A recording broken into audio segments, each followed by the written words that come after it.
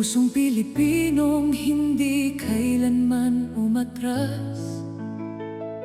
Bitbit ang pangarap ng tahanang iniwan, at pag-ibig na hindi kayang agawan. Sa bawat umaga ng pagod at lungkot, sa bawat gabing tahimik ang takot, may isang tinig na patuloy umaawit para sa pamilya, para sa munting langit. Sa ibang bayan, sa ibang wika, dangal ng lahi ang tangan nila. Bawat hakbang na puno ng hirap ay binabaybay ng may tibay at sipag. Kahit malayo ang pagitan, hindi napuputol ang ugnayan. Sa tibok ng pusong tapat, bayan ay kanilang binubuhay. Kayo ang ilaw sa dilim ng gabi,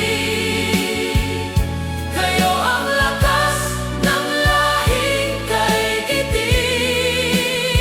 Mga bagong bayani, dangal ng bayan, hiyas ng Pilipinas, magpakailanman.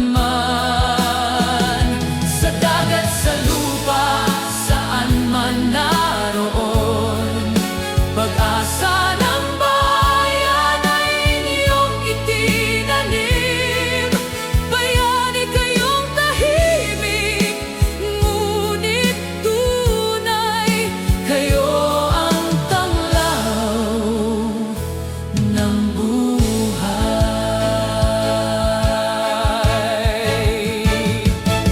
May mga luhang sa ngiti nakatago, may mga sugat na di man lang maipagtanto. Ngunit sa kabila ng pangungulila, may tapang kayong muling bumabangon pa. Bawat perang marahang ipinapadala, may kasamang pangarap at buong pag-asa. Bawat sakripisyong di agad nakikita, siya ring haliging sandigan ng bansa.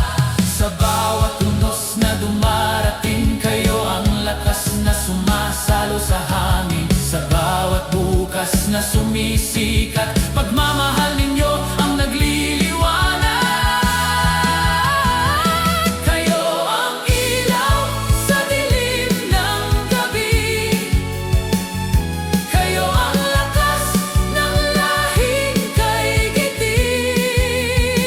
Mga bagong bayani, dangal ng bayan, hiyas ng Pilipinas, magpakailanman.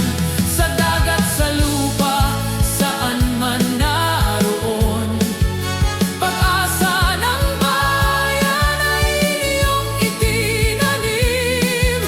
Bayani kayong tahimik, ngunit tunay, kayo ang tanglaw ng buhay. At kung manghina man ang inyong hakbang, naway marinig ninyo ang tinig ng bayan. Hindi nasusukat ng salita lamang ang pasasalamat sa inyong inialay na buhay. Kayo ang dasal ng bawat tahanan, kayo ang dugtong ng kahapon at kinabukasan. At sa bawat tagumpay na aming tangan, nariyan ang pangalan ninyong walang hanggan.